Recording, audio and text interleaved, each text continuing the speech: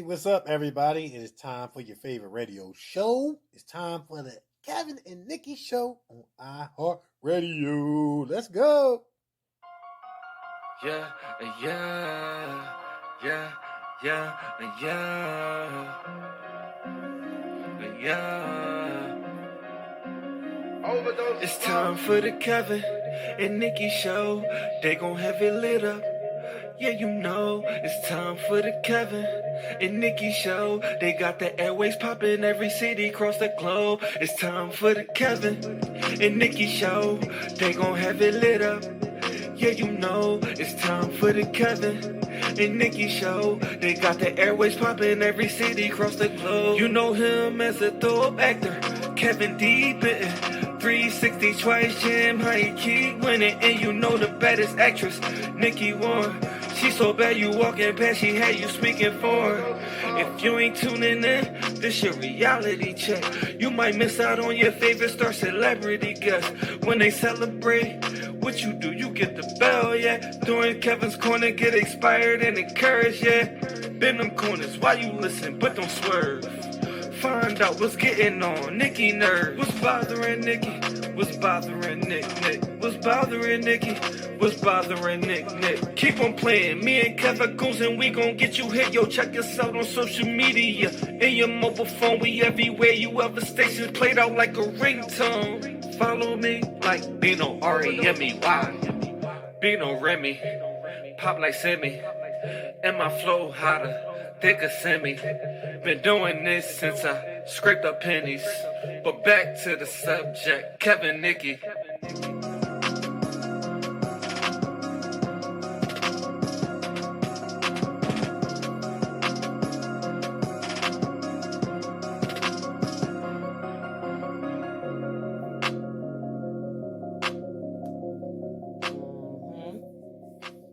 All right. You know what? I can't wait to Bino get our new song together. You know, but just in case he don't, I got a rendition. You know what? You got a rendition? Yeah. Right. How it go? It go like the. That sound like car wash. That sound like car wash. Wait, hold up. That sounds too much like car wash. Anyway, but you know what though? What? When we go to the Spiral Awards, because since we're up for a nomination for Best Radio Show, we gotta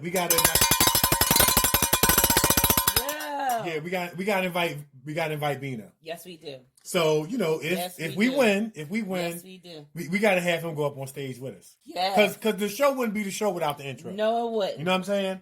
Mm-hmm. I mean, like he's kind of every bit a part of the show. He's just not here physically, but you know the introduction. You know what I'm saying? Yeah. But anyway, we are back. We're gonna be telling y'all more about that. Yeah. But we are back. We are back for another exciting week, another exciting show, another exciting guest, another exciting episode of the Kevin and Nikee show on iHeartRadio, where there's only one season because we keep going. That's right. You know what I'm saying? We keep it going. Yeah. So, you know, a lot going on, a lot to talk about. Of course, the adventures continue. Oh, yeah, man. Our adventures continue. The saga continues. Yeah. That sounds like Star Wars, right? Yes, it does. Yes, it does. The saga continues. Yeah, it does sound like Star Wars. I like Star Wars. I can't wait to be in Star Wars. Dun, dun, dun, dun, dun, dun, dun, dun.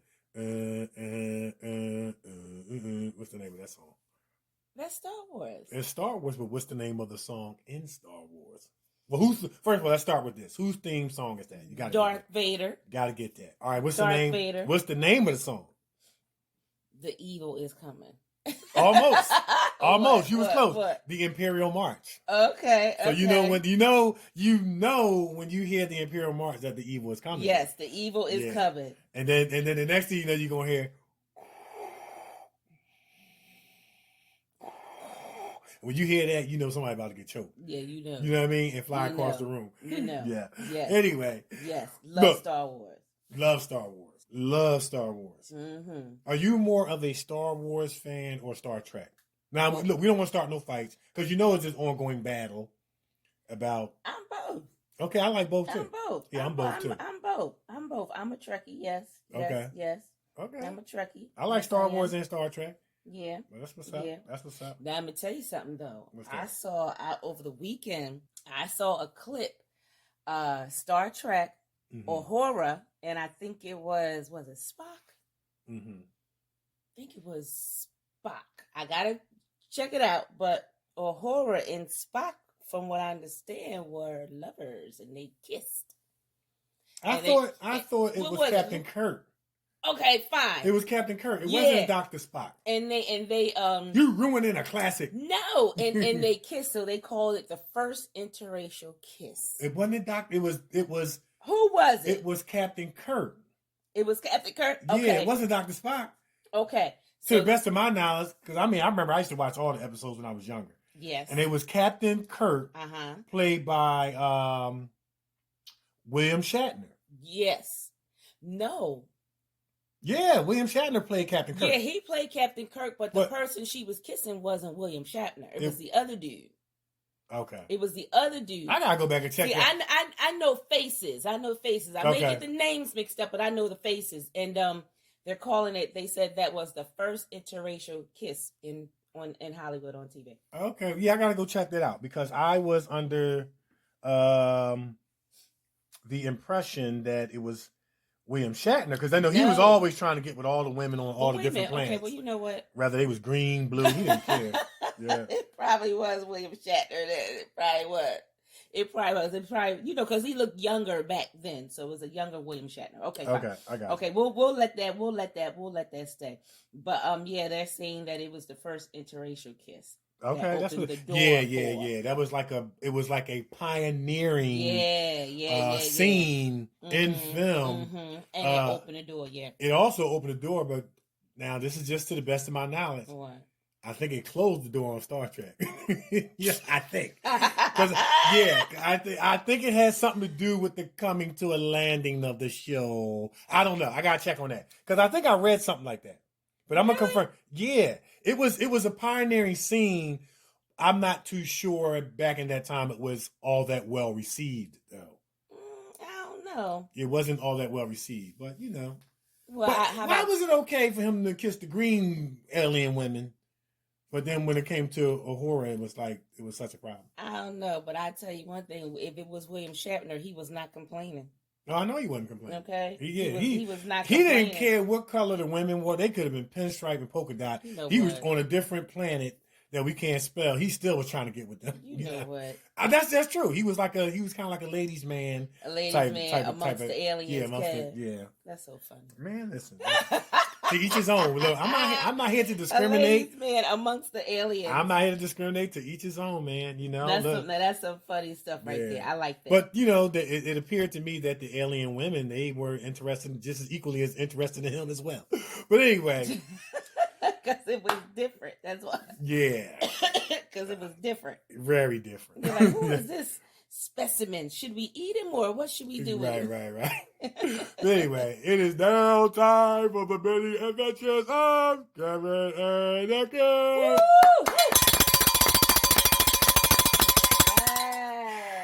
Yes. You always got that delayed. Anyway, you always got that delayed action. So we had a lot going on. Yes, this weekend.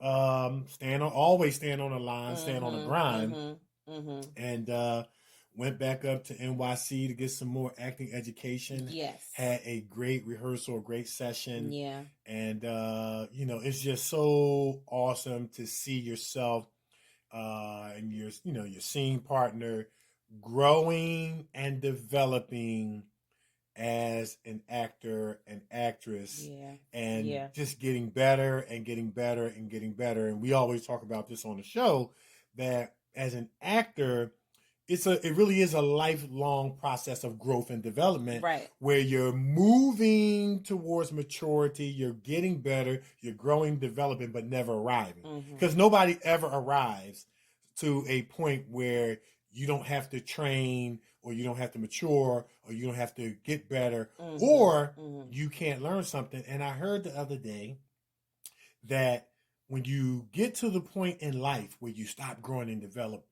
developing, that is the day you actually die, even if you're still alive. Wow, for real. Yeah. Wow. That's crazy.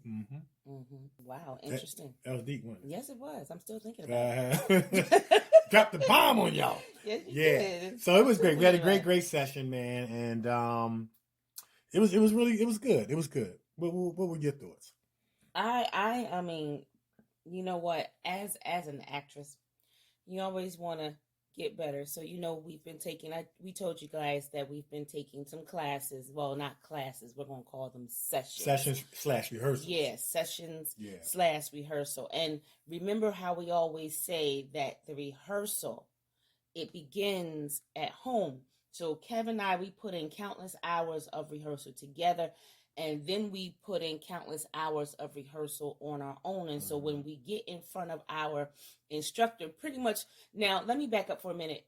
Kevin and I have been in a lot of films. But when you get in front of a instructor such as the one we have, you kind of want to forget everything that you've learned before so that you can relearn some stuff, relearn some new stuff, and take in some new things. So when when the instructor says to you, you are doing a fabulous job, it means a lot.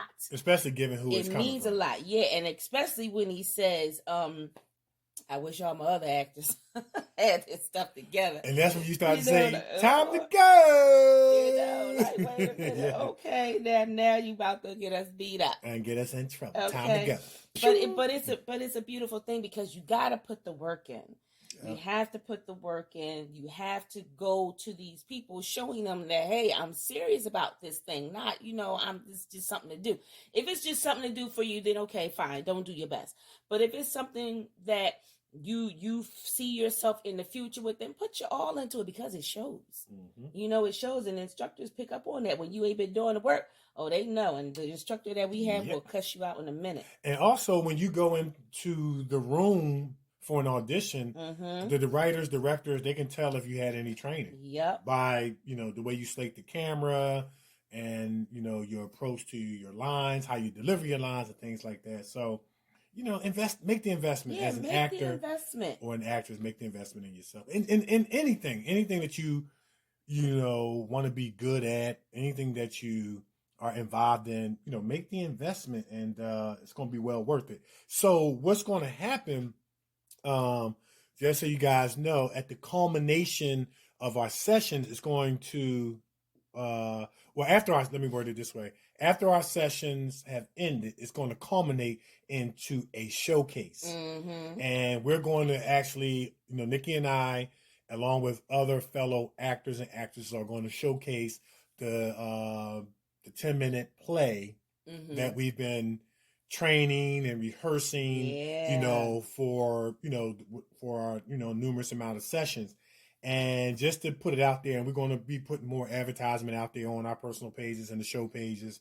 It's going to be on April the 3rd, Friday, April 3rd, and Saturday, April the 4th at 358 West 44th Street. Is it Queens, New York? Queens. In Queens. Yeah, Queens. In Queens, New York. And if you guys are not doing anything, I think tickets are like, $20 or $25. Yeah. And it's going to be a showcase of, just people who put some work into, who demonstrating their talent, and the plays and 10-minute plays or one-act plays that they're going to do. One-act plays. Yeah, one-act plays. Yeah. Yeah. And so if you're a fan of theater, acting, come on out. I think you're going to really, really enjoy the various different one-act plays that you're going to see. And Nikee and I will be performing ours. And, hey. Can we tell them what the name of it is? Yeah. It's called the Blue Moon Travel Agency. Yeah, the Blue Moon Travel Agency is the play that we'll be doing. And I think you guys are going to really, really enjoy it and find it very, very entertaining. So once again, that's April 3rd and 4th, 358 West 44th Street in Queens, New York. And, be on the lookout for some advertisement, but we're going to keep reminding you and, about those. Yeah. And we're looking forward to it because it's a lot of fun. And they say, from what we've been told, you never know who will be sitting out there. You never know. In terms of the who's who among who's who crowd in the industry. So, So we'll be telling you guys more about that. And for all our New York folks, upper New Jersey folks, even Philly folks, surrounding areas, come on out and enjoy some good acting. Yeah, it's gonna be awesome. I'm telling you, because we've been working on this thing, and working on this thing, and I'm telling you, it's getting now we're to the part where we're starting to put our theatrics in it a little bit, and I'm telling you, it's gonna be funny. Yeah. It's gonna be funny, especially your part. No, your part gonna be funny. No, your part gonna be funny because the way you gotta respond. I gotta react to your character. Yeah. Yeah, the way you gotta respond, it's gonna be hilarious. I'm trying to tell you, it's gonna be awesome. Yeah. Awesome. And then the DVD for 21 Bridges is out. Yeah. And I did get my copy, and man, I had to just go through. I went through the scene that I was in, the scene that Nikee was in, and capture some screenshots. And I'm telling you, we were very, very featured. We were very, very featured. Nikee was in the scene with J.K. Simmons, Chadwick Boseman, and Keith David. I was in the scene with Keith David, Chadwick Boseman, Sienna Miller, J.K. Simmons, Morocco. It was just great. Sienna Miller. It was just really, really great to be able to go to the Walmart, buy a DVD, and to know you're in it. And then to be able to get those screenshots, man. Like, I don't take for granted anytime I can be seen, featured, spotted, speaking, in anything. Right. You know what I'm saying? Right, absolutely. It's just such a blessing, such an honor, such a privilege. Absolutely. And full body shots too, man. Full body shots at that. Full body shots. Yeah. Absolutely. That's awesome. Because I threw the tissue, I threw the popcorn at this screen when I saw my stuff. I was like, there I go. Threw the popcorn up there. It's a beautiful thing when you can see yourself. And it's encouraging and inspiring. You know what I mean? It really is to sit in the theater, like among, people, strangers, if you will, and to be able to see yourself on that big screen, man. Yep. And if you're doing anything on the screen that the crowd can react to, it really, really is a rewarding feeling. So for those, and I know, we filmed it in Philly. We filmed in New York too and other places, but we filmed a great portion of it in Philly. Get your copy of 21 Bridges, man. And I saw a lot of Philly actors in there. And definitely want to give another shout out to Danny Plaza and Jay Fish, man. Joseph D. Fisher, man. Had some nice roles playing cops in 21 Bridges, and they crushed their scene, man. And we were blessed to have them on the show and to talk about that. And at some point, we want to have them back on the show now that it's out and there's no more spoilers to kind of go in depth about some of the themes in the movie. It's a lot of awesome themes in there that's relevant to, today's time, what's going on in society and things like that. And, it could be some tough conversational pieces, to say the least, you know what I mean? Yeah. But it's a great movie. It's a great movie. I would say go check it out. Yeah, it is a good movie. It is. Yeah. And then what else did we do? Oh, man. What else did we do? I think that was it for this weekend. Oh, yeah, okay. Yeah. We got stuff coming up, Oh, yeah. We got stuff coming up. Yeah. All right, yeah, so that's about it. That's about it for this week. Yeah, for this week. Yeah, but the saga and the adventures continue. So anyway. All right, so you want to tell them where they can find us? All right, now you already know how this thing is going to go, right? All right, go ahead. I'll help you do out. it so much better whatever you don't get, I'll fill in. All right, let me see. Where are we going to start? We're going to start with YouTube? Let's start with YouTube. Okay, so check us out on YouTube, actor Kevin D. Benton and actress Nikee Warren. You can check out the multi-award-winning Honor, featuring our favorite here, actor Kevin D. Benton. He plays the Papa was a Rolling Stone father. Wherever he laid his head was his home. And when he died, all he left was in this case, a son who was trying to beat his butt.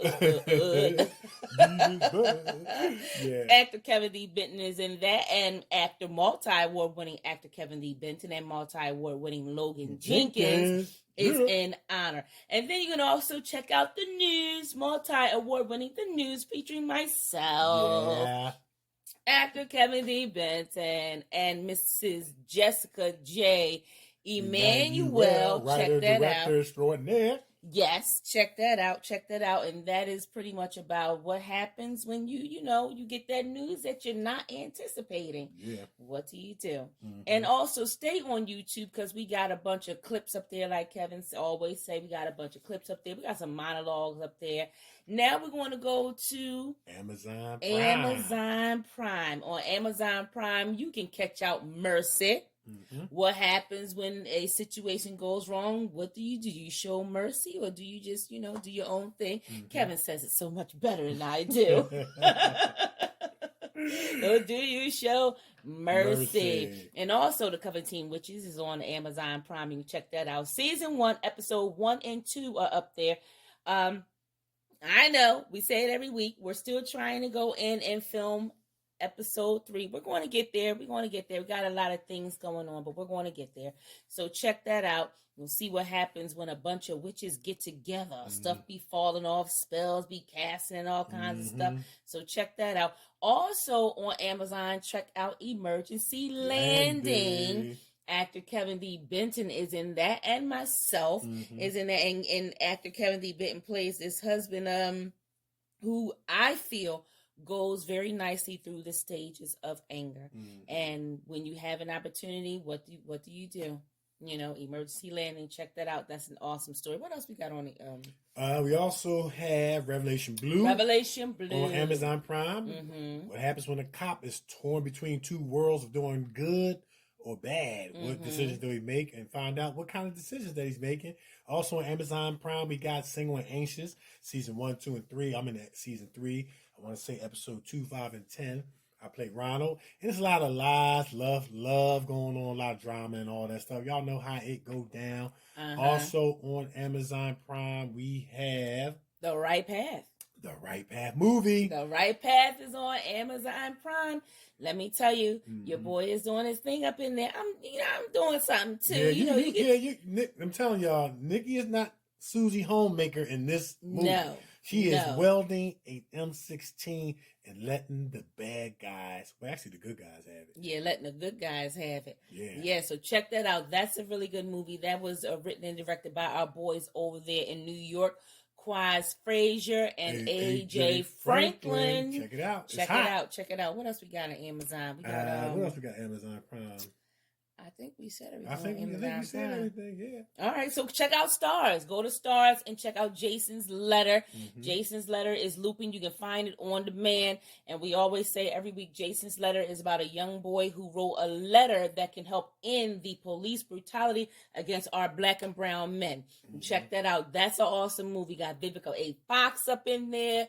Quinn Aaron. And we got Nikee Dillard is up in it. Check that out. Brian A. Wilson. Paul Anthony, Brian A. Hooks. Man. There's so many. And actor Kevin D. Benton is in it, and I am in it as well. Check that out. Yeah, and what else we got? We got, I think we said everything. Did we say everything? Yeah, I think we failed to mention, man, that shout out to Bethel Shepherd Bates. Had can't forget Bethel. Two awesome shows that premiered this past Sunday at the let me get this right. I gotta get this right. If I'm gonna say it, I gotta get it right. That's right. So it was Matters of the Heart. It was at the Performance Garage this past Sunday, 1550 Brandywine Street. They had 2 shows, 1 at 3, 1 at 5. 1 at 3 and 1 at 6. And it was awesome. It was awesome. Wouldn't be surprised if it ends up being what they call high demand, a request for additional showings. So you might want to check it out the next time it shows. Yeah, check that out. I think that's it. That's all for our adventures. Yeah, I think that's it. All right, that's it. So we're going to take a break? Yep, we're going to take a break. But before we do, man, listen. We are very, very excited about another yet exciting guest. She's super talented, writer, screenwriter, celebrity publicist, celebrity journalist, yes, humanitarian. that is making the world a better place, and the world would not be the same. That's right. Has she not entered the world? That's You know what I'm saying? That's right. And one of the things we love to do here at the Kevin and Nikee show is highlight the celebrities and all that stuff, but people that are just doing great things in the world, including the industry. And our special guest is definitely bringing it in every facet that we just talked about. You guys are going to be so excited about hearing her journey. So look, don't touch that dial. We will be right back. It's the Kevin and Nikee show on iHeartRadio. We are everywhere, and we'll be right back. This is the most important and crucial period of your lives, for what you do now and what you decide now at this age may well determine which way your life shall go. And the question is whether you have a proper, a solid, and a sound blueprint. And I want to suggest some of the things that should be in your life's blueprint. Number one, in your life's blueprint should be a deep belief in your own dignity, your own worth, and your own somebodyness. Don't allow anybody to make you feel that you are nobody. Always feel that you count. Always feel that you have worth. And always feel that your life has ultimate significance. Secondly, in your life's blueprint, you must have, as a basic principle, the determination to achieve excellence in your various fields of endeavor. You're going to be deciding as the days and the years unfold what you will do in life, what your life's work will be. Once you discover what it will be, set out to do it, and to do it well. Be a bush if you can't be a tree. If you can't be a highway, just be a trail. If you can't be the sun, be a star. For it isn't by size that you win or you fail. Be the best of whatever you are.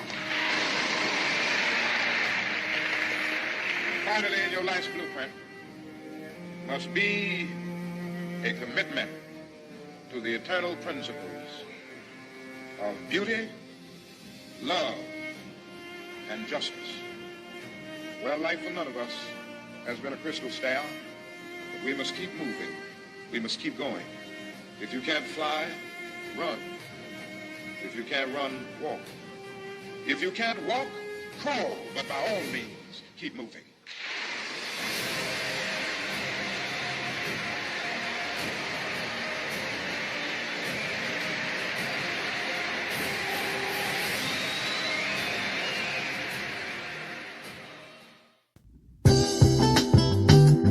Satisfy your sweet tooth with some tasty treats from the Brownie Shop.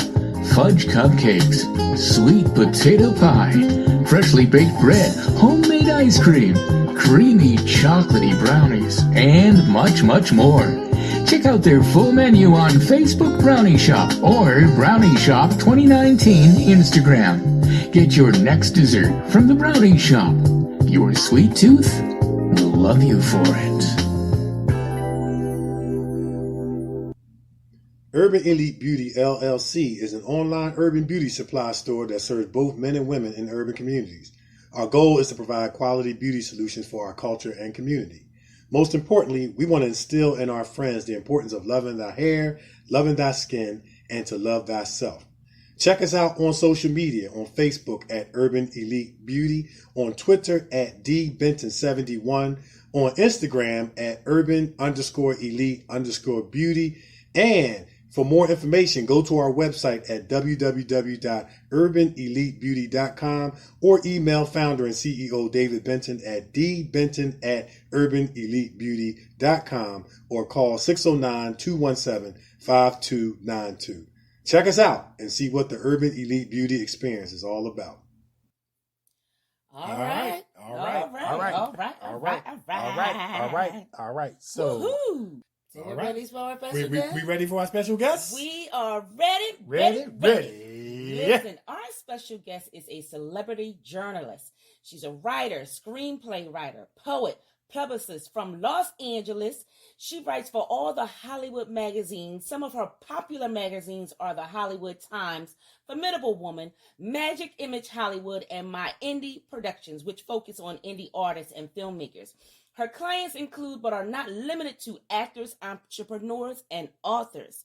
Our special guest graduated from Harvard University, where she studied business and journalism. She is a true humanitarian. She is an ambassador for Gift Global Initiative of LA. She loves art, museums, keeping active. She loves Boston sports, who don't? And she loves helping others. She is a huge advocate for the homeless and helping in the soup kitchens. She loves fundraising, clothes driving, and making the world a better place. Who don't love that? Who are we talking about? We're talking about none other than Jules Lavallee. Yes. Well, thanks very much. Yeah. Thanks very much, very guys. welcome. Yeah. Yes. Yep. 'Cause you got it going on. Well, before we get started, first and foremost, we know that you are super busy. Mm-hmm. And so, we know There's you're no super. joke. I know. We can relate. So we know you're super busy. And so, we thank you so much for taking time out of your busy schedule to come on the show, share with our listeners. And we don't take that for granted. So thank you. You're welcome. I'm hopeful that people will see this. They'll like it. They'll contact you, and you'll have some awesome people coming on the show, Yeah. Yeah, we are super excited to have you on our show. You are doing some fantastic, phenomenal things. So, we're just going to jump right on in. Yeah. So, celebrity journalist, screenwriter, poet, publicist from Los Angeles. Tell our listeners a little bit about how you got started in everything that you're doing. So I started out in actually high tech marketing. And then I started building my network, and I was introduced to celebrities, and I try to help them with their fundraisers, hosting events, planning. And then I just started building up my network of celebrities. Okay. And then I reached out to publishers and asked, can I include, these celebrity interviews for your magazine? Nice. Nice.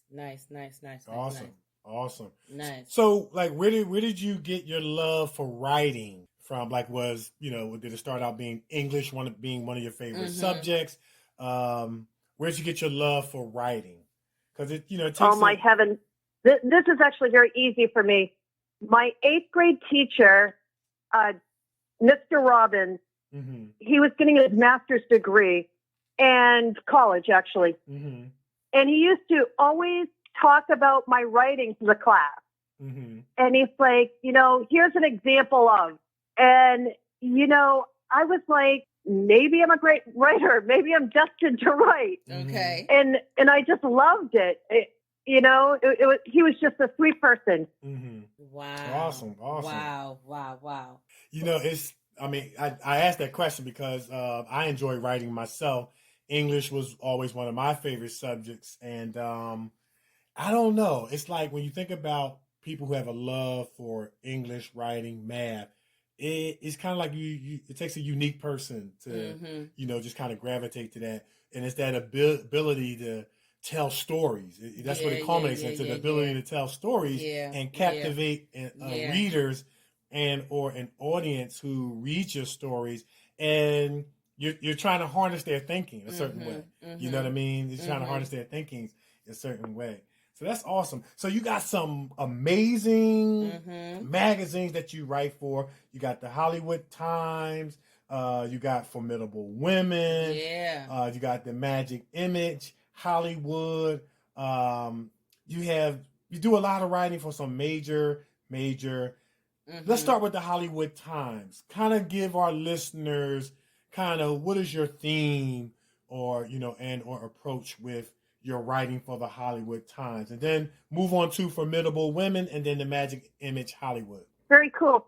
I'm very excited about the Hollywood Times because my editors are super nice. They give me the liberty to write about celebrities, entrepreneurs, authors, so I really try to showcase diversity.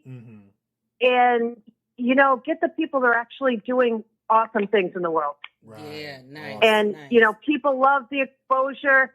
Hollywood Times have been around since 1980. Mm-hmm. And my editors have built this network of great celebrities and contacts. I love them very much. And I enjoy working with them. And their promotion is the best. Mm-hmm. Nice, Mm-hmm. nice. Now, Formidable Women. Where did you get why did you come up with that title, Formidable Women?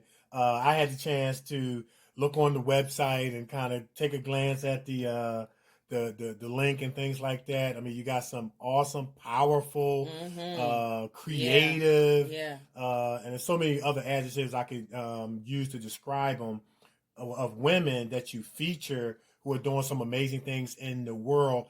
And this just seems to be an era of kind of women empowerment. Mm-hmm. And so talk about Formidable Women. Like, where'd you get the title? And what is your take on women empowerment? Yeah. So Formidable Women means fierce women. Okay. And I try to interview the very best, whether it's celebrities, entrepreneurs, people that run nonprofits, across the board. Mm-hmm. Mm-hmm. My editor, Dr. Shanika Moore, Mm-hmm. she's fantastic. I mean, she has built this successful magazine.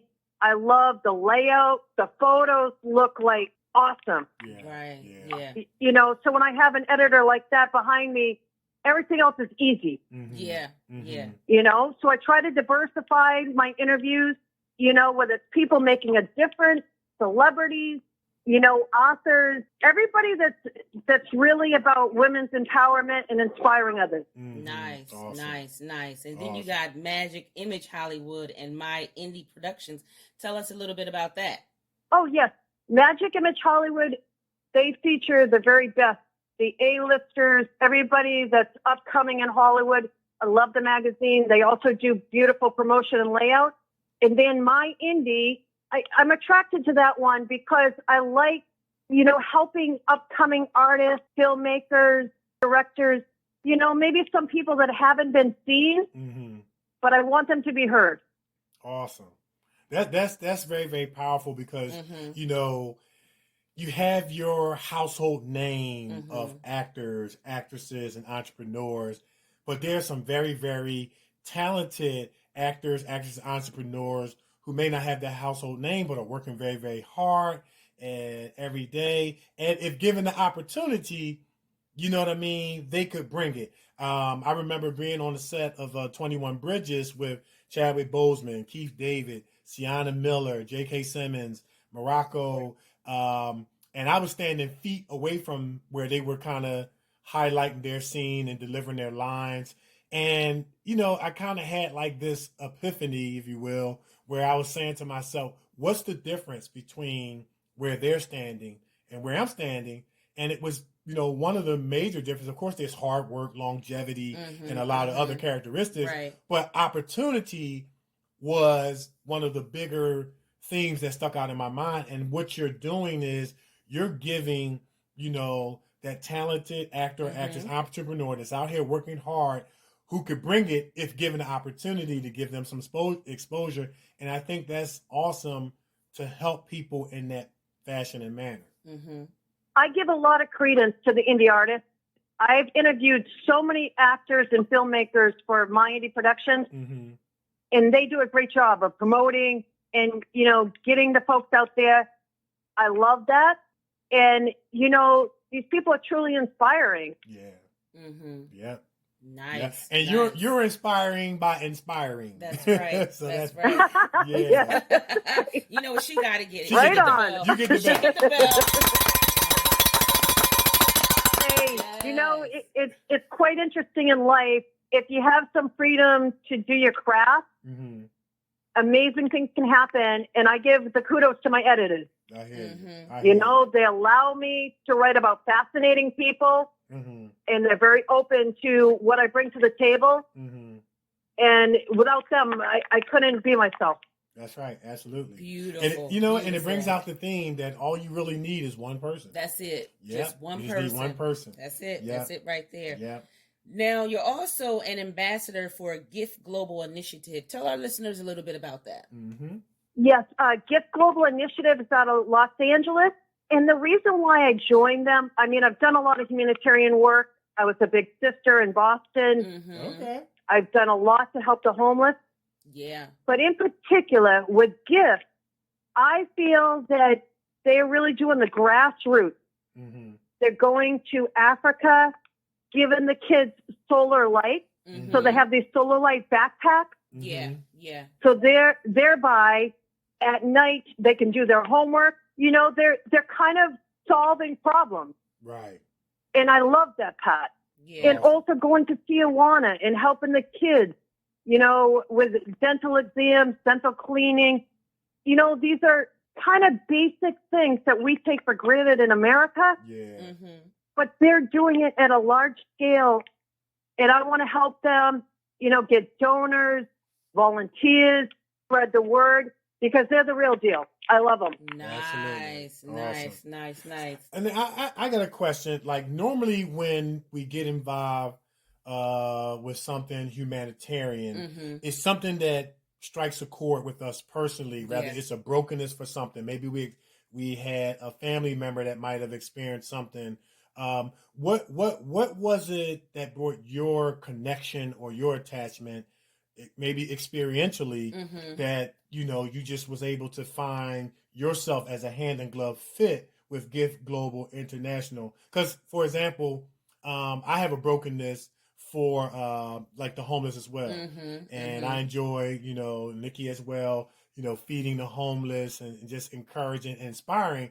And our brokenness comes from an understanding Mm-hmm. that one life change, we could be in their shoes. That's right. And so that's what motivates That's us right. to say, hey, we need not be looking down on homeless people and things like that, because all of us could, God forbid, could be a one flood away, one house fire away, one job layoff away from being where they are. And I was just kind of wondering, what made you make that connection? What mindset or heart set or experience made you connect with Gift Global Initiative? Kevin, that's a great question. I love that question very much.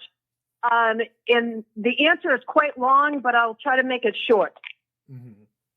I grew up fairly poor in Boston, Massachusetts. My father was a fireman, and I've always wanted to help people and serve. Mm-hmm. Mm-hmm. And I gravitate towards those like-minded people that are out there actually doing great work. Yeah. Mm-hmm. Yeah. So I connected with Mana Dalbacourt, who founded Gift Global Initiative, and it was instant. Mm-hmm. I just loved her way. I loved her premise. I feel like she is like the hardest working humanitarian that I've ever seen. Mm-hmm. So I wanted to help. And also I have a connection with the UAE. Okay. And the UAE are helping a lot with the solar for kids, like the solar light, for the kids in Africa. Mm-hmm. Okay. Mm-hmm. And they'll continue to help Gift Global Initiative. I want to see beautiful things happen this year. There you go. Nice.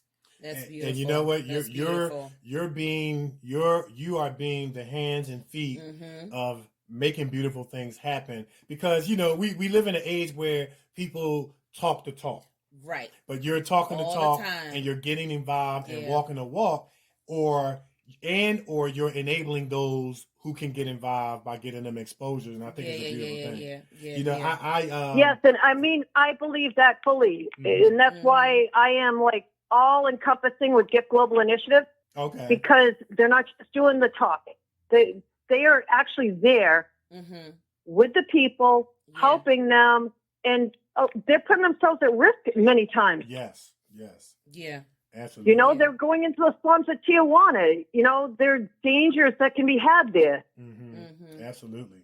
And what they're doing is absolutely impeccable. I love it. And, Wow. it Beautiful. just reminds us. It reminds us about those beautiful qualities, about the human existence, the human experience. Like, what is it about people who are willing to put themselves in harm's way to make it more comfortable for Right. somebody else? Right. And it's a heart issue. It boils down to a Yeah. heart, Yeah. passion driven. issue, and that's a beautiful thing about our human existence. You know, that when we're willing to put ourselves in harm's way to make somebody else's life easier or better. That's for truth, and I feel like a lot of people want to help, organizations and such, but they're not sure which ones to look for. This is one that I know people would be like, you know what? I'm glad I'm behind those guys. Right. Because I was going to ask you, how can people who may want to get involved and help out? Oh, yes. So they can go to the website, giftglobalinitiative.org. There are different ways to donate and also volunteer. And, Mana Davakor is the founder, and Keith Kirkwood is the chairman. People can reach out to them on LinkedIn, Facebook. They'll talk to you in a New York minute. Nice. Awesome. That's nice. That's awesome. Nice. That's very, very powerful. That is beautiful. That's awesome. It's interesting how your sometimes not that your brokenness changed, but maybe your direction can change. I've always had a heart for the homeless and things like that. I used to be instrumental in prison ministry. Now, I've never been to prison, so I want to make that clear.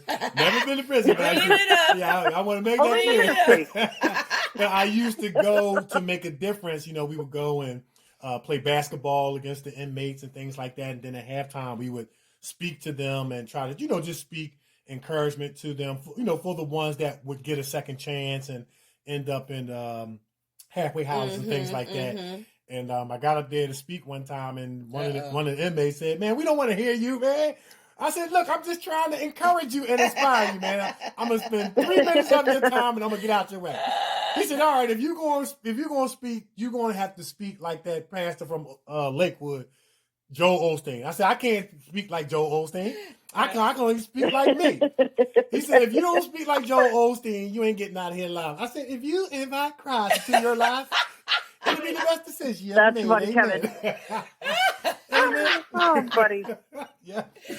So man, put on my Joel Osteen impression really fast, made it out alive. But I changed my direction. So I stick with the homeless at this time. I stick with the homeless now. You hear that, Jules? No more prison ministry. No more prison ministry, man. Guys, like what's truly interesting to me that I've seen lately is that, as you go out and do work and, you want to inspire and all this other stuff, you never know who you're going to touch. Yeah. And that person can make a world of difference. Right.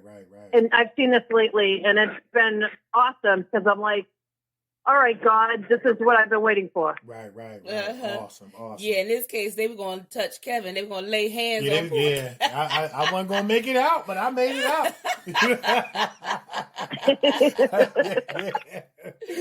Yeah, man. Yeah, awesome. Funny. So, I mean, you're networking with all these awesome celebrities and things like that. You're doing great humanitarian work. You're touching lives. Yeah. And then on top of all that, I want to say the human side of Jules loves art and museums and keeping active, and you love sports and stuff like that. Are those kind of things that you do like on your downtime, like go to museums, keeping active, those kind of like downtime, maybe, how to say, finding your peace, protecting your peace? Are those the type of activities that you do to protect your peace, being so busy all the time? I love being at the ocean. I love going to museums, going to fundraisers to help others. But I usually write 5 a.m. in the morning until 3 p.m. every single day of my life. Oh, wow. That's a long time. That's dedication right there. Ooh, that's a long time. Yeah, that's nice. Awesome. Yes, it is. That's awesome. That's a long time. Right. Wow. Now we kind of don't really get into religion and politics and stuff like that, other than the news that we report, or should I say Nikee report. But you and I had like a fantastic conversation, and your take on religion, as a Caucasian Muslim, and I want you to tell it. I thought was just so fantastic in the name of diversity. Please talk about that, because I just thought that it was a perspective that the world needs to hear. That a topic that brings such divide. You know, we know that religion and politics always brings a divide. Always have, always will. But you had such a inclusive perspective that I thought was so amazing. I just kind of want you to talk about that, you know, and the diversity and things like that. Well, thank you. I look at being a Muslim as uniting people, and I feel like that's the whole premise of the religion. I was Christian. I converted 2 years ago. Okay. And I feel that I've had such a beautiful kind of perspective of what's happening in my world and others. It can be difficult in that I feel that, you know, as a global scale, sometimes there's ambiguity and things that are misunderstood about Islam. I think it's totally opposite of what I feel, which is peace, love, good vibes, unity, everything that any person would want to be. Right. You know, and unfortunately, I do blame the media for this. Right, absolutely. You know, I feel like there's a problem with that. Yeah. And and so I want to, you know, kind of tell the world that, you know, yes, it's possible to be in America, a Muslim. I am. I don't wear a hijab every day, but the premise is like doing God's work, doing good deeds, you know, reaching out to humanity, stepping up for people that may not have a voice or that are being ridiculed. Yeah, I love your perspective because, you know, and you know, I have a foundational understanding of, you know, a plethora of religions, and the common theme that I've, you know, see in pretty much all of them is what you said. It's about love, peace, brotherhood, sisterhood, unity. You know, it's not about hate and separation and things like that. And just to add to what you said, Jules, about, you know, of course, the media. I also think that the media highlights the extremists. You know what I mean? And it's like there are extremists in every religion, but it doesn't represent everybody. Here you are, you know, being such a wonderful and amazing humanitarian. And that's one of the reasons why I wanted you to bring that up. So the people that can see that, you know, all Muslims, all Christians aren't negative, aren't bad, aren't out here doing, you know, things that are in line with hate and separation, but are out here impacting and making a beautiful difference in the world. It's unfortunate because people misunderstand. And a lot of people misunderstand out of fear. When you don't understand something, you know, your perspective may be negative. And so that's why I feel like it's important for the conversation to be out there in mainstream. Absolutely. And a lot of people misunderstand because of what they see, what is portrayed on television. That's the you know, they don't have a clear understanding of what it really is. And then and then they start to generalize, and you start to judge and stereotype. And you know, that's just not it. And I'm an advocate too that, you know, when it comes to religion, of course, there are outward practices, you know what I mean? You know, going to church or going to the mosque or whatever it is, whatever, you know, that particular religion deems are its traditions and norms. But true religion is really an inside thing. It's where is your heart in connection to humanity? Where is your heart in connection to loving people? Because the biggest message is going to be sent through anybody's religion by what you do at the end of the day. That's absolute truth. That's a very good point, Kevin. Because, you know, she's helping the homeless. She's at fundraisers and soup kitchens and different things like that. But they won't show that. You know, they won't show that. They'll show the other stuff. You know, the men beating their women and different things like that. That's what they show. And so what we see, it shapes them out. Okay, well, that's how they are. That's how they are. That's how they are. Oh, okay. And it's one of those things when they see people like Jules who are on the front lines, enabling people to be on the front lines and on the front lines themselves, they're going to look at her and say, you know, I don't know what's driving her from the inside, but whatever it is, I want what she got. And that's, you know what I'm saying? Must be a lot of caffeine. Yeah, and, you know, and that's when you get the opportunity to tell people about the hope that you have. You know what I mean? Yeah. And why you do what you do. Yeah. So that's great stuff. Yeah. Mhm. So what's next for Jules? And I also appreciate guys like you that have a nice show about positivity. You're showcasing people that inspire. That can only bring a beautiful measure. Oh, absolutely. Nice. Yeah. So what's next for you? What's next for Jules? Besides writing from 5 in the morning. 5 in the morning, 3 in the afternoon. Yeah. Well, my goal is to be in Dubai this year Okay. and help out with the Dubai 2020 Expo, which will be in October, Nice. which will unite the world. Nice. Awesome. It's going to bring, Nice. you know, the entrepreneurs and all these beautiful people that are doing amazing things. Nice. I mean, my hope is actually to talk more about the UAE and how they're empowering people, because there's a lot of misconception about, you know, what's happening, you know, in the Middle East and such. Again, the media. But the UAE in particular, you know, they have women that are leaders on every level, Nice. and their humanitarian efforts are more than I've ever seen. Awesome. That's Nice. powerful. That's very, very Beautiful. powerful. Beautiful. Yeah. Now, Jules, you being a celebrity journalist, writer, and screenwriter, poet, publicist, and much, much more, when we had the chance to talk, we also talked about the responsibility of the media. Nikee and I talked about it, and we touched on, in lieu of Kobe Bryant, how the news was broken by TMZ, not taking shots at anyone. And you, as a celebrity writer, as a professional, we wanted, you know, you to give your spiel on, you know, just journalistic responsibility when it comes to tragedy and things like that. And we thought no one could better tell it than you. So if you could just, you know, share that with our listeners, we would greatly appreciate it. I believe we have a moral obligation and we need to show compassion to others. The situation with TMZ, I think it's deplorable. I would not go that route in any measure.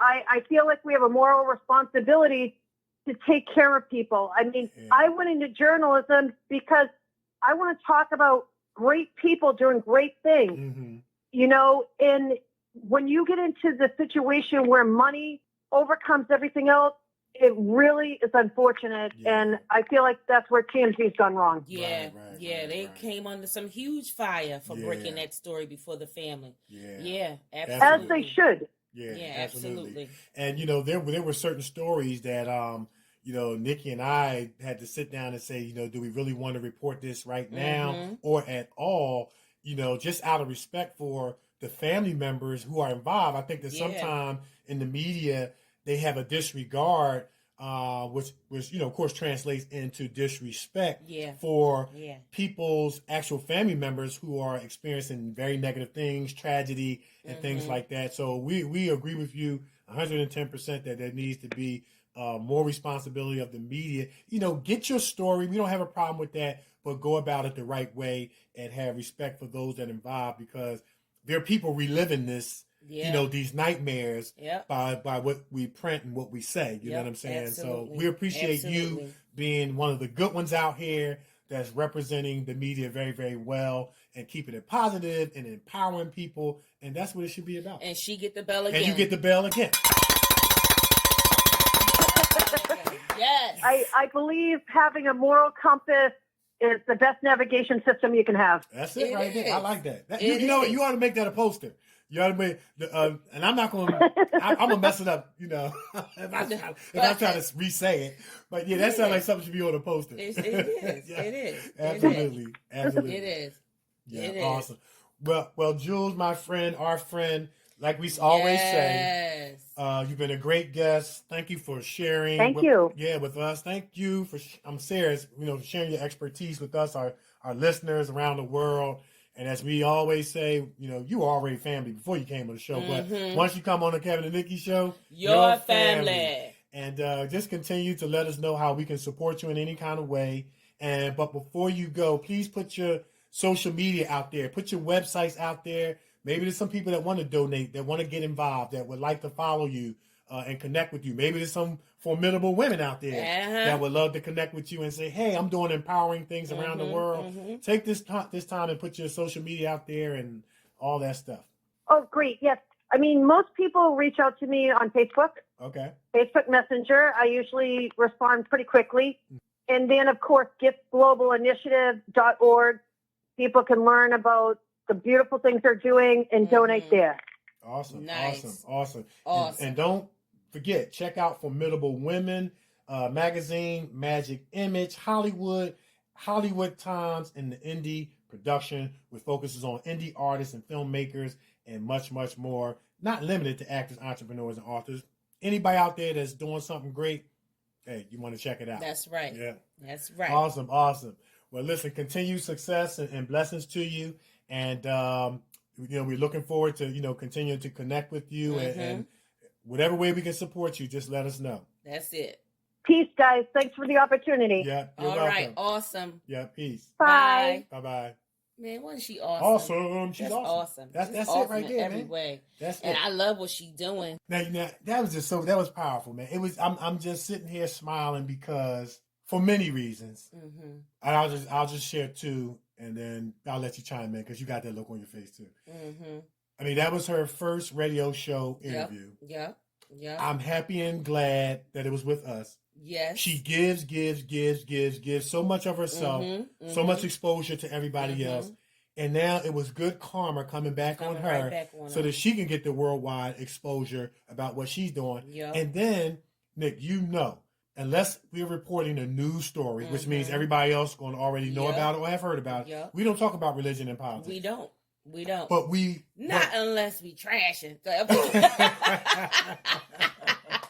Yeah, man, them church people again. Yeah, we get on the church though. We will get on the church.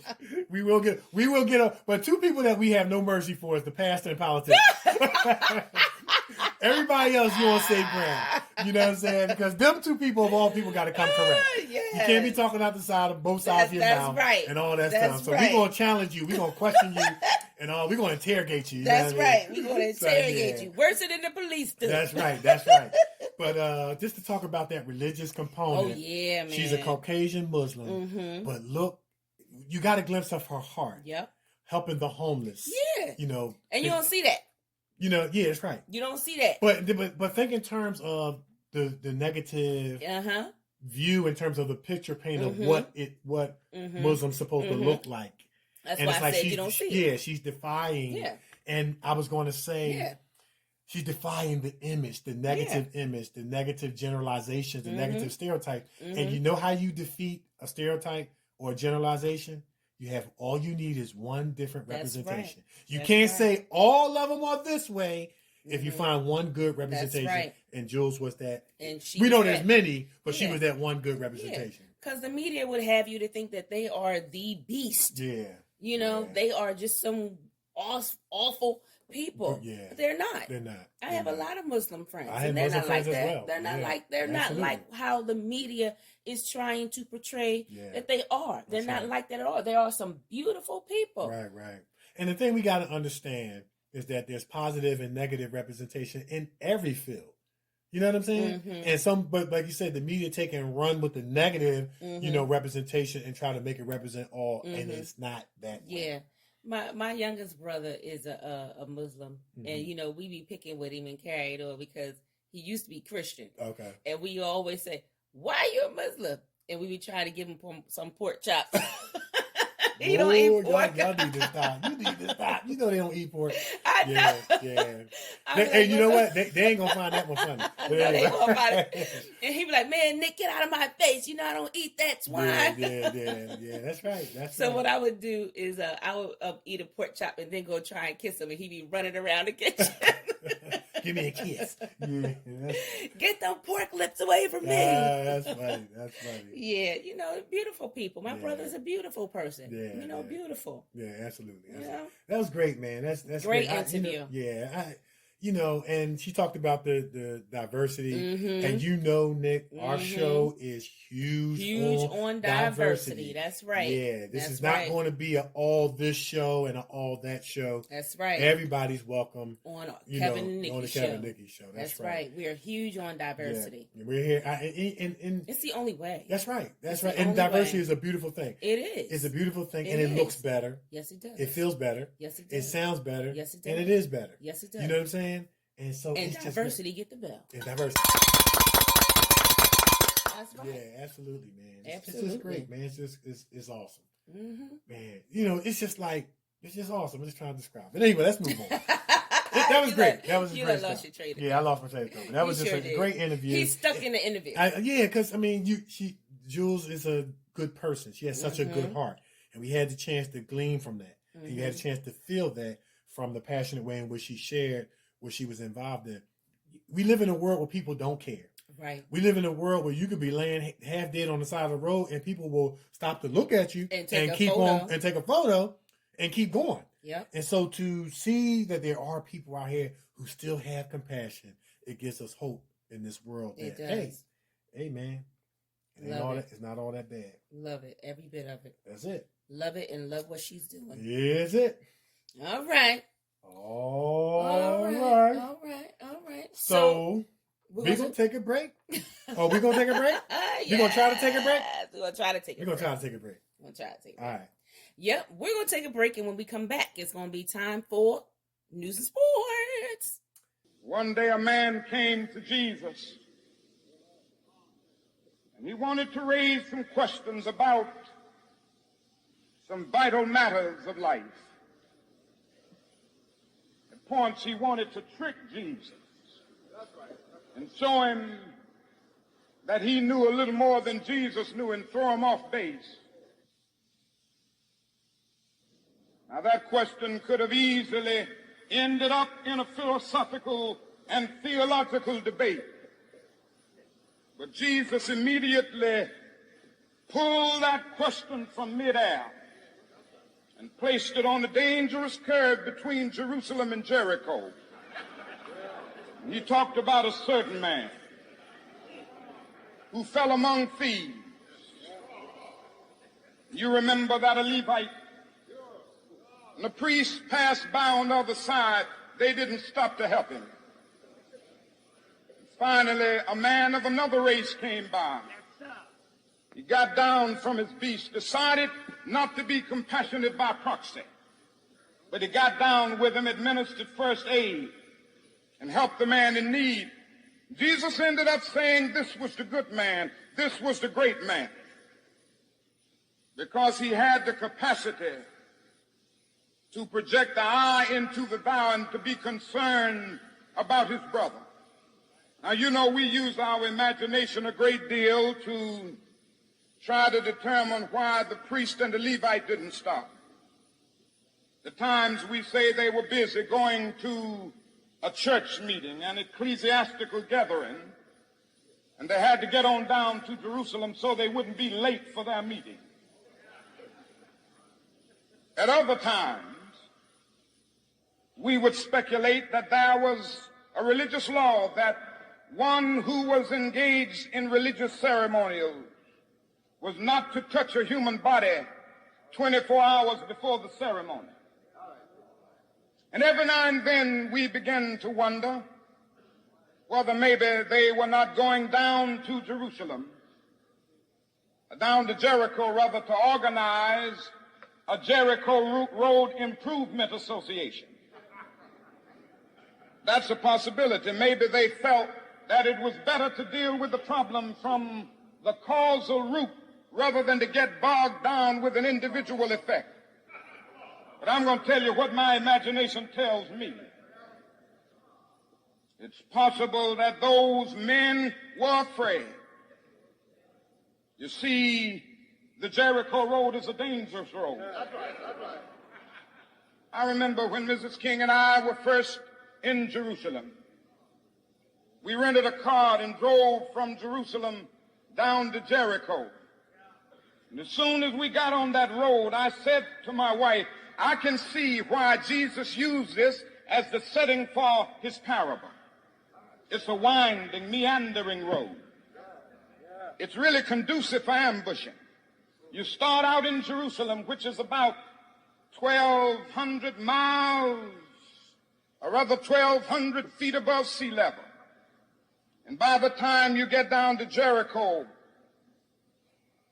15 or 20 minutes later, you're about 2,200 feet below sea level.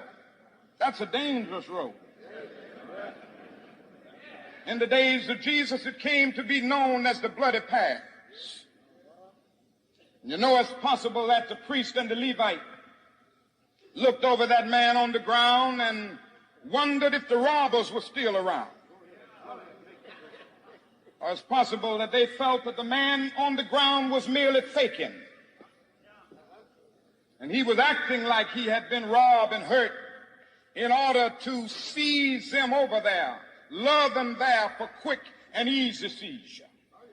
And so the first question that the priest asked, the first question that the Levite asked was, if I stop to help this man, what will happen to me? But then the Good Samaritan came by, and he reversed the question. If I do not stop to help this man, what will happen to him? That's the question before you tonight. Not if I stop to help the sanitation workers, what will happen to my job? Not if I stop to help the sanitation workers, what will happen to all of the hours that I usually spend in my office every day and every week as a pastor? The question is not if I stop to help this man in need, what will happen to me? The question is, if I do not stop to help the sanitation workers, what will happen to them? That's the question. Scholar's professional editing firm consists of a specialized group of academic doctors, editors, and statisticians that keep doctoral candidates moving through the academic doctoral process by providing one-to-one group mentorship and all-inclusive editorial service that produce writing advancements that result in exponential movement. The scholars conduct line-by-line editing, proof, and copy editing, university-specific format, compliance, and substantive done-for-you services on the following documents: doctoral thesis, dissertations, capstone projects, research studies, research proposals, research papers, and oral defense preparations and presentations. The Scholars Professional Editing Group keep you moving. And for more information on editorial services or a doctoral accelerated mentorship program, visit www.thescholarsedediting.com. That's www.thescholarsedediting.com, or contact Dr. Haynes at 281-315-6053. All right. So now it's time for news and sports. All right, guys, in sports. I don't know if y'all guys checked out the big heavyweight title fight this past weekend. Tyson Fury beats Deontay Wilder in a rematch for the WBC heavyweight title. Britain's Tyson Fury defeated American boxer Deontay Wilder of Alabama on last Saturday night in Las Vegas to capture the WBC heavyweight title. Fury, whose previous fight with Wilder in Los Angeles in 2018, ended in a draw, knocked down Wilder in the third and fifth rounds, and dominated the bout until Wilder's team threw in the towel during the seventh round, according to the Associated Press. The king has returned to his throne, Fury said after the fight. The rematch was billed as one of the biggest heavyweight fights or title fights since Lennox Lewis defeated Mike Tyson nearly 2 decades ago. Referee Kenny Bayless, and for those that don't know, referee Kenny Bayless is going to be in an upcoming feature film. Oh yeah. He was in Creed 2. Oh yeah, that's the referee. Right. That's the ref. Yeah, that's referee Kenny. He's a real referee. Okay. So referee Kenny Bayless ended the bout at 1 minute and 39 seconds of the seventh round after it was clear Wilder was taking a severe beating and blood seen pouring from one of his ears. The loss is Wilder's 11th defense of the championship he won in 2015. He was the first in 44 fights, the AP reported. The rematch drew a sellout crowd and was expected to set records for live gate receipts and do well at the pay-per-view broadcast. Both fighters were guaranteed $5 million, but could see compensation as high as $40 million, according to the AP. In the previous fight in 2018, Wilder came in as the undefeated defending WBC heavyweight champion, and Fury came in as the former WBA, IBF, WBO, IBO, the ring and lineal heavyweight champion. The fight took place at the Staples Centers in Los Angeles and ended in a controversial split decision. The scorecards read 115-111, Wilder, 114-112, Fury, and 113-113. But this past weekend was a decisive victory for Britain's Tyson Fury, who defeated American boxer Deontay Wilder. Wow, blood coming out the ears. Yeah, oh man, that's sounds like that's somebody, serious. That's serious. That's serious. That's sounds serious. like a hospital visit to me. Yeah, that's very, very serious. You know. Wow. And you see, anytime you see blood coming out of someone's ears, you know, that could possibly be, you know, of course, something in the ear. And I'm no doctor. Something in the ear. Hopefully, nothing has to do with the brain. And I hope it has nothing to do with hearing loss. Yeah. You know, you hit somebody that hard, your ears start bleeding. That's crazy. Yeah. That's all I have in sports. All right. Well, in news, the memorial service for the legendary Kobe Bryant and his beautiful daughter Gigi Bryant was held on Monday, February 24th, and the memorial was held at the Staples Center, the same place where the late, great Nipsey Hussle, you know, his memorial was there, and it was sold out. Yeah. The service started at 10 a.m. and it ended at 1. The TVs, the high TVs outside of the Staples Center was turned off to keep the crowd from gathering outside. They wanted to make sure that there was some type of order. But, you know, the mourners were able to go to City Hall and watch the service there. And everyone else who are not, you know, in the LA area was able to go on LAtimes.com and see the service. And I'm going to tell you, I saw it. And it was very moving. It was very moving and very sad. And, you know, I would say, a week or so prior, Kobe and Gigi were laid to rest. And people, I don't know how it happened, but someone reported where they were laid to rest at. Right. And people were going to the cemetery and putting flowers down on the wrong grave. Oh, wow. Because the wrong information was given out, and they had to take all the flowers that was put down and actually take the flowers and put them on Kobe and Gigi's grave where they actually are. Right. And I think the family wanted to keep that private, you know, let them, you know, rest in peace. Let them, you know, I know everyone wants to go and pay their respects, but, you know, let's give it a minute. Yeah. And then you don't want people engaging in, I'm just going to word it, antisocial behavior in connection to where they've been laid to rest, which has happened in life and in the world. Right. It's for those purposes as well. Yeah. So it's not that the family was trying to be secretive. Right. You know, they just want to lay them to rest in peace and just, you know, let them go. You know. Yeah. So, you know, rest in peace, Kobe and Gigi and the others, and the 7 others, you know, rest in peace. Such a sad tragedy, you know, they lost their lives in a helicopter, you know, crash. So, you know, rest in peace. You know, that's all we're going to let them rest. We ain't going to speak on that no more. That's it. But in other news, Saudi Arabia, and I meant to talk to our special guest a little bit about this, but the Saudi Arabia government is coming under fire from people all around the world for their arrest of a female Saudi rapper. Her name is Asiel Slay, and she has this song called Bint Makkah, and it's talking about the women of Mecca. She's talking about the women of Mecca in the song, where she's saying that the women of Mecca are beautiful, but according to the Saudi government, the song is offensive and it does not go along with their laws. So not only did they lock this woman up, but they turned around and they locked up the people who shot the video as well. And so she can spend some time in jail for saying that the women of Saudi Arabia were beautiful.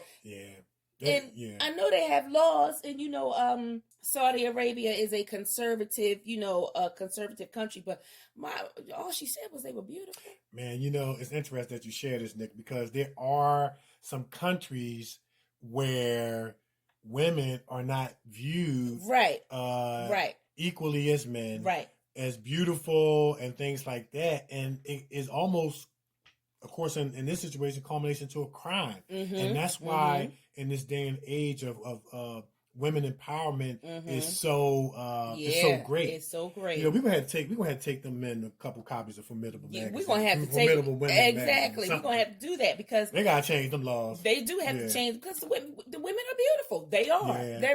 Women are beautiful. Period. Right. And the fact that you can go to jail in some countries for saying that's crazy. Yeah. That's crazy. Now the video though was posted on her YouTube page. It got 1.6 million views.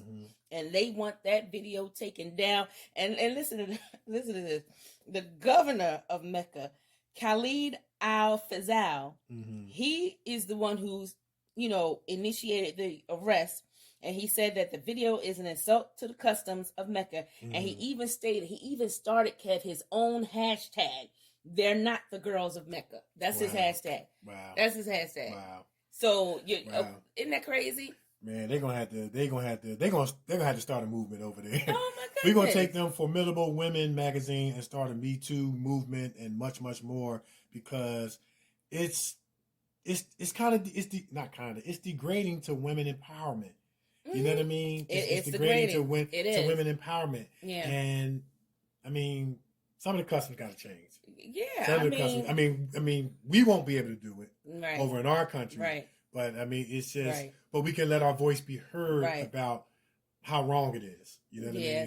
So they are, and a lot of people are saying because Azayel Slay, she's of the African descent. They call it the Eritrean origin, and they're saying that her skin color has a lot to do with them locking her up, as if the people of color can't say that we're beautiful. Got you.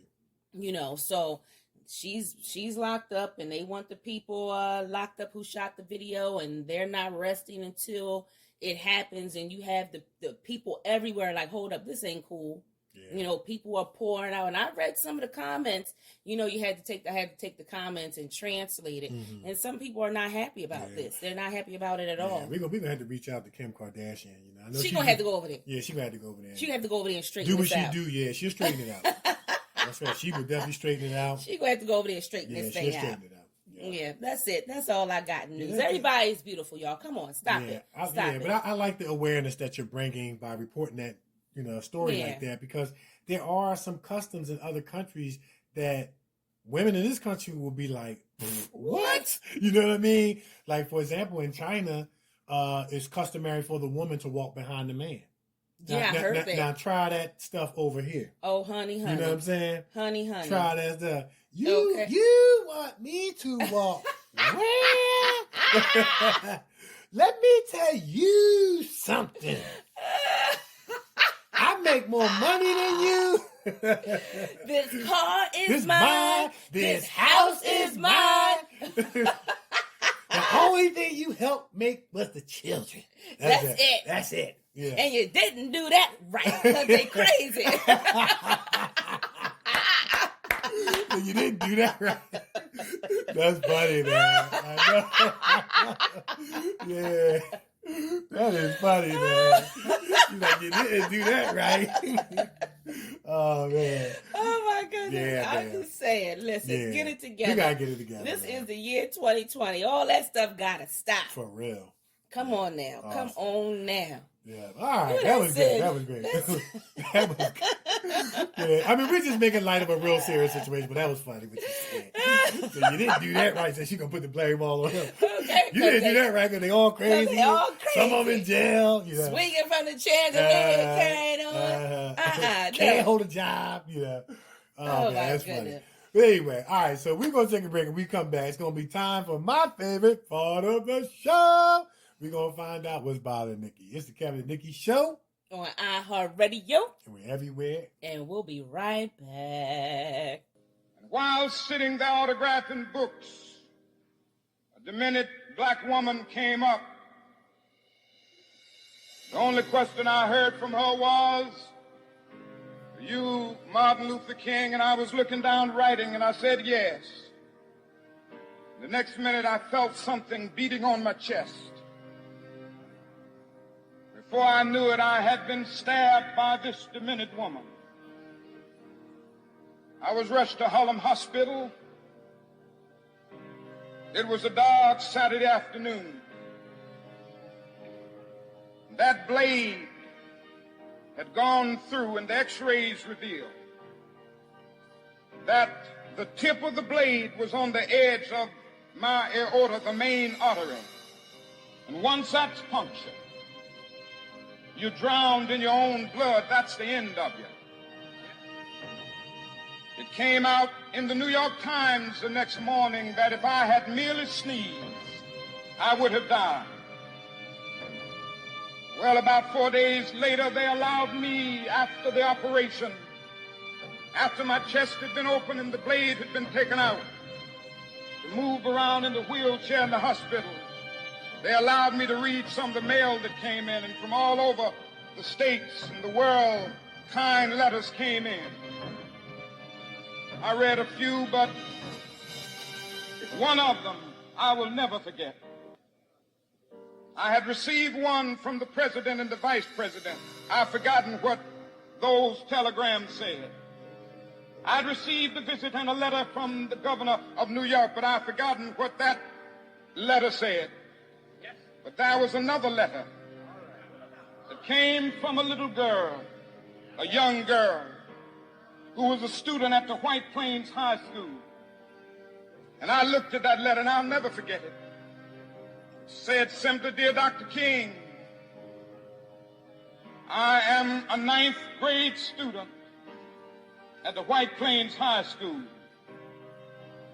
She said, "While it should not matter, I would like to mention that I'm a white girl.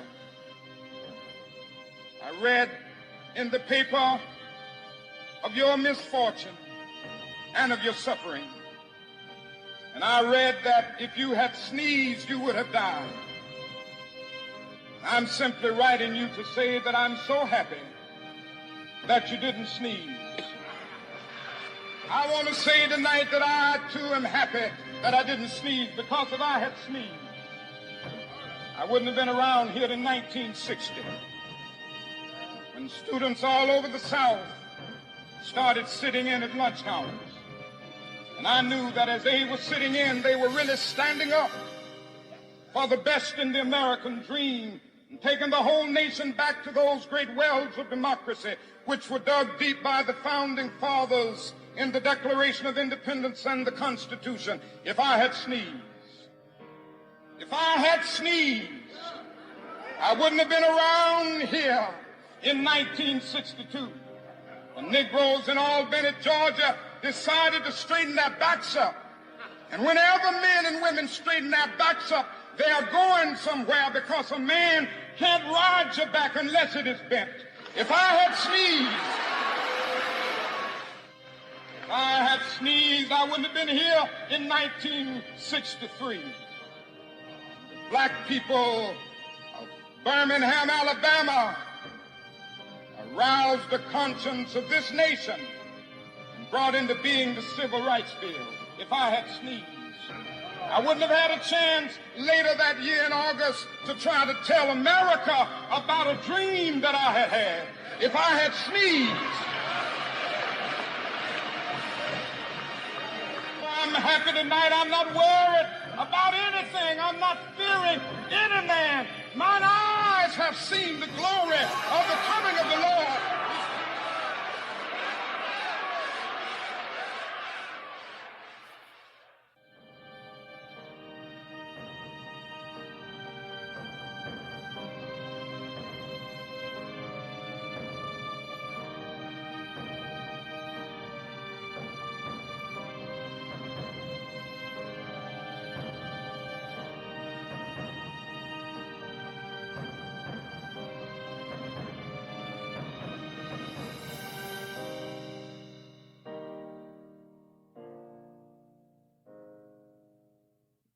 Mm-mm.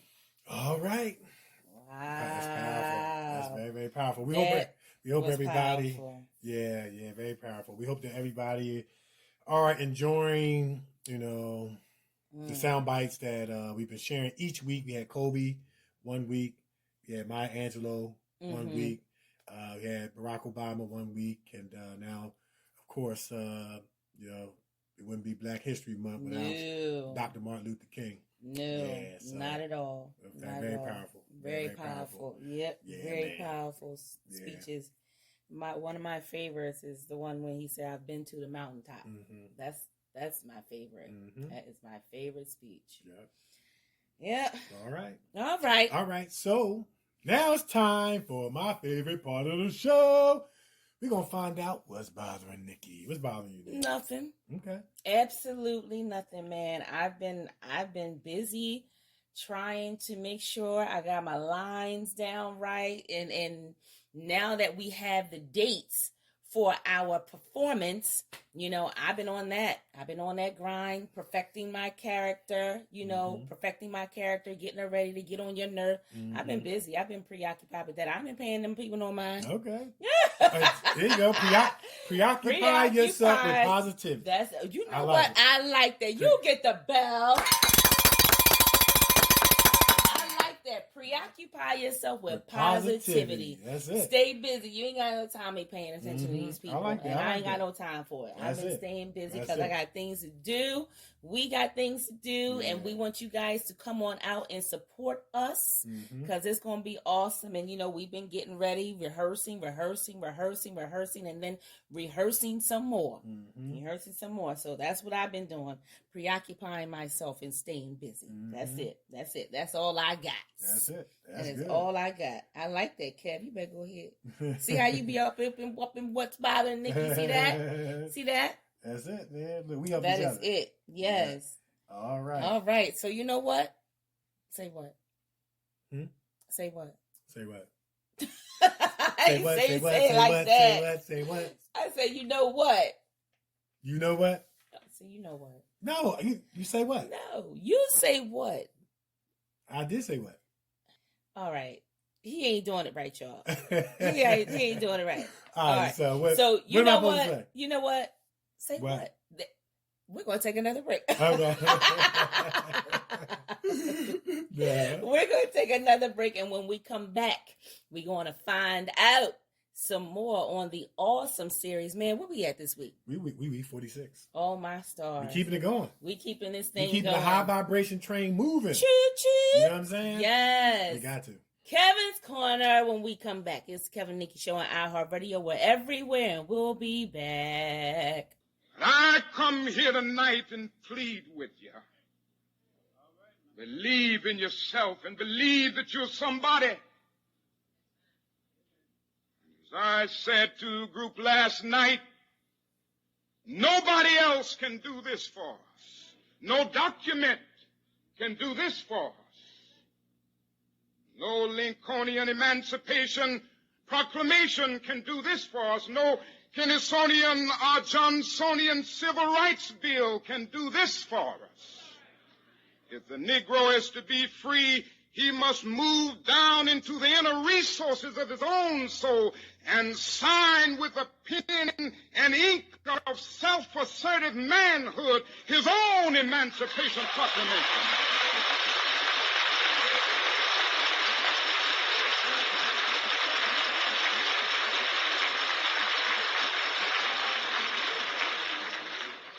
Don't let anybody take your manhood.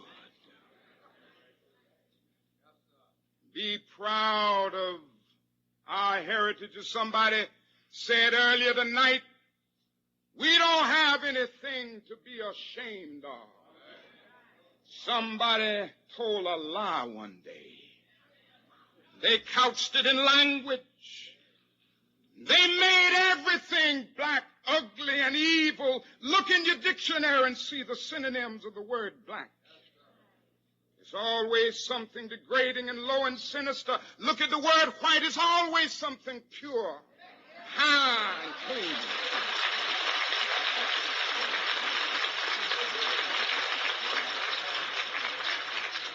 But I want to get the language right tonight.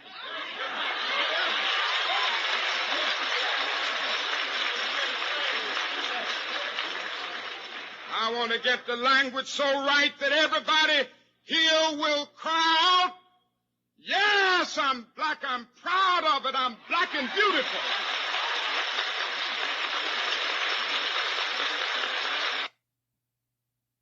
You're listening to the Kevin and Nikee Show on iHeartRadio. All right. You know, it kind of tied right on in, you know, with your story that you shared in the news. Yeah. You know, yeah. So, yeah, these sound bites are very, very powerful. Yes, they are. Very, very powerful. And, yeah. Very powerful. Very powerful. Indeed. Indeed. Mm-hmm. You know, my cousin Daniel, he is a youth pastor. Mm-hmm. And, you know, people say that he sounds exactly like Dr. Martin Luther King when he be preaching. Y'all gonna get out there and stop playing basketball. Bring them double Dutch ropes over here right now. You get on my nerves. Y'all gonna sit down and pull your pants up and take your baseball caps off. Let me stop, man. You know what? You play too much. You play too much. Oh, man. All right. So, you get on my nerves. You know what, y'all? You see what I have to go through on this show. He played too much. Say it again. God. Say it again. I won't be. You know what? I would. Now that you want me to do it again, I won't be able to do it. That was just kind of spur of the moment off of just listening to his voice. Uh-huh. You know what I mean? So, Can we play another one and then you do it? No, that's all right. Okay. I'll probably mess it up the second time. Right? All right. So now it's time for my favorite part of the show, Kevin's Corner. Y'all gonna sit down and get off them cell phones. That's what they need to do. Hold your head up while you're walking. You're going to walk into a wall, I tell you. Oh, my goodness. We be having too much fun on this show, man. You're going to walk off the curb and get hit by Oh, all right, stop. My goodness, man. We're going to get in trouble. We're going to get in trouble, man. Okay. All right, so where we at? What is time for? You know what? Oh, you already did all right. See, I done lost my train of thinking. It's all time for Kevin's Corner. All right, so we're going to keep the high vibration train moving. Choo-choo. We're in week number 46, signs that one is operating on a high vibration of frequency. And our special guest, Miss Jules Lavallee, she shared a lot of characteristics, how you know you're operating on a high vibration. And one of them, of course, is being a humanitarian. Mm-hmm. Compassion, she talked about that, and many, many more characteristics. But I got two more for you. We had number 75 and number 76. And when you know that you're operating on a high vibration and frequency in life, your personal growth matters to you. You know, I mentioned earlier in the show that I once heard that the minute that you stop growing and developing is the moment that you die, even if you're still alive. But your personal growth matters to you. Growth is defined as a gradual getting better and or maturing. And check out these categories. Spiritually, that's whatever your faith is or isn't. Mm-hmm. Mentally, emotionally, intellectually, behaviorally, physically, that's with health and fitness. Mm-hmm. Financially, you know, earning a decent living, becoming debt-free. Relationally, you know, paying attention to your relationships and what their foundations are, and are those foundations positive? Then there's vocationally, your job. And I added this, dream, goals, and aspirationally. All right. Characteristic number 76. So not only your personal growth matters to you, and this is one that's connected, your personal development matters to you. Like, you want to get better. You know, you want to get better at everything that you do and get involved in, but you want to get better as a person. You know what I mean? Yeah. You know, you want your thinking to get better. You want to feel better about yourself. You want to look better. Those things matter. So, all right. So the development is defined as the act or process of growing or causing something to grow or become better or more advanced. Mm-hmm. So are we becoming more advanced in our lives spiritually, mentally? Like we talked about that religious piece. Religion is based on love, peace, brotherhood, sisterhood. Are you getting better at that? Yeah. You know? Yeah, because God is love. That's what he is. He's love. You know? Mentally, emotionally, intellectually. Take an online class. Get better. Yeah. Behaviorally. You know, we got to pay attention to our thoughts, our emotions, and what behaviors are being produced out of those thoughts and emotions, and how our behaviors affecting other people around us, That's right. positively or negatively. That's right. Then physically, hey, try to get good rest. Try to eat better. Try to get out and jog, ride a bike, go walking in the park. You know, financially, try to move closer to becoming debt free, making wise financial investments and things like that. Relationally, pay attention to your relationships. Vocationally, and then of course your dream goals. And I had to add an ly, so I said aspirationally. I like it. Growth and development, human development, is a lifelong process of positive change, spiritually, mentally, emotionally, intellectually, behaviorally, physically, financially, relationally, vocationally, and dream goals and aspirationally in the early stages of our lives, from babyhood to childhood, childhood to adolescence, and adolescence to adulthood. And of course, enormous positive changes should be taking place if our growth and development and operating on a high vibration regularly in life matters to us. I love it. It got to matter to you. That's right. It has to matter to you. It does. You care about growing in development and getting better and being better. And being better. I love it. I love every bit of it. That's it. All right, do it. Go ahead. Oh, what? We back to Martin Luther King again? Yeah. I'm trying to think of something I can say. So this is what I want you to do. All right. Get Kevin's Corner out. Okay. Get Kevin's Corner and be out. like Martin Luther King? And I want you to give them a snippet of this in Martin Luther King terms. All right, here you go. Your personal growth matters to you. Growth is defined as a gradual getting better and or maturing spiritually, mentally, emotionally, intellectually, behaviorally, physically, financially, relationally, vocationally, and dream goals and aspirationally. That's it. Get on my nerves. Y'all kids gonna stop being disrespectful. I'm gonna punch you in your mouth. Let me stop it. All right. I ain't playing with you. You know what? That's it. That's all I got. Put it out there. All right. Look, we just want to say thank you for tuning into our show each week. Hey, you guys inspire, encourage, and motivate us. As long as y'all keep tuning in, we're going to keep bringing you hot guests, hot music, hot shows, hot topics, Kevin's Corner, What's Bothering Nikee, and much, much more.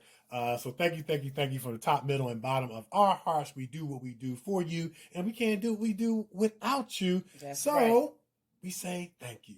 That's right. All right, so I'm actor Kevin D. Benton. You can find me on Twitter at Kevin D. Benton, on Facebook, Kevin D. Benton, on Instagram, actor Kevin D. Benton, and you can find us on the YouTube, actor Kevin D. Benton and actress Nikee Warren. Go out, check out our clips, our movies, our commercials, our monologues, short films, and feature films, and much, much more. Continue to follow us, man, as we continue to show, flow, go, and grow. Hey. That's right. And you can find me on Facebook, Nikee Warren, on Twitter at Nikee Warren, and on the gram, hello, I'm Nikee. That's spelled HELLOIMNIKE. It's the only one that's different. You can find our show, The Kevin Nikee Show, on Facebook, at Kevin Nikee Show on Twitter, and The Kevin Nikee Show on the gram.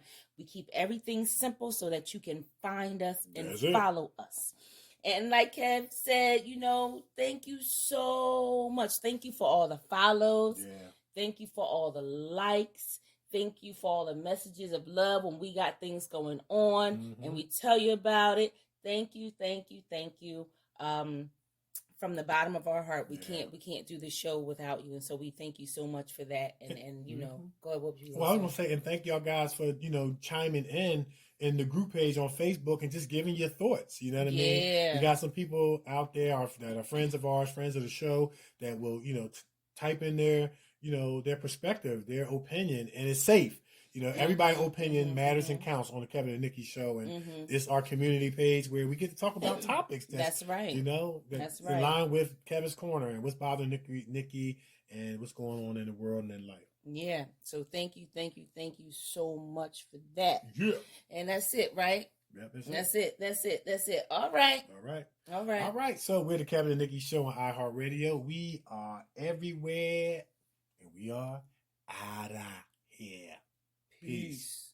One day, this nation will rise up and live out the true meaning of its creed. We hold these truths to be self-evident that all men are created equal. I have a dream that one day, down in Alabama, with its vicious racists, with its governor having his lips dripping with the words of interposition and nullification, one day right there in Alabama, little black boys and black girls will be able to join hands with little white boys and white girls as sisters and brothers. I have a dream today.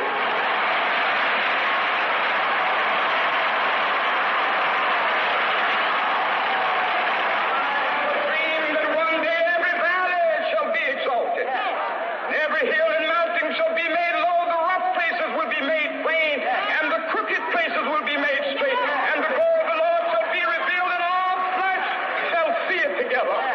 This is our hope. This is the faith that I go back to the South with.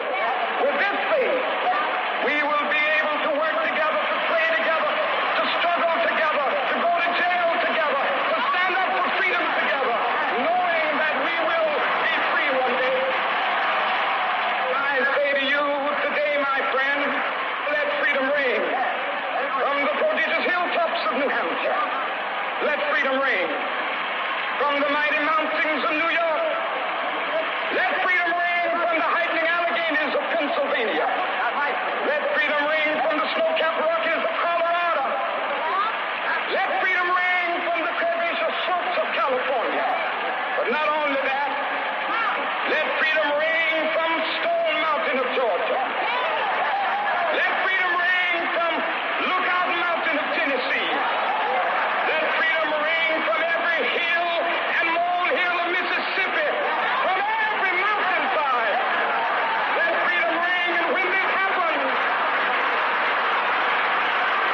when we allow freedom reign, when we let it rain from every village and every hamlet, from every state and every city, we will be able to speed up that day when all of God's children, black men and white men, Jews and Gentiles, Protestants and Catholics, will be able to join hands and sing in the words of the old Negro spiritual, free at last, free at last, thank God Almighty, we are free at last. You have been listening to the Kevin and Nikee Show on iHeartRadio.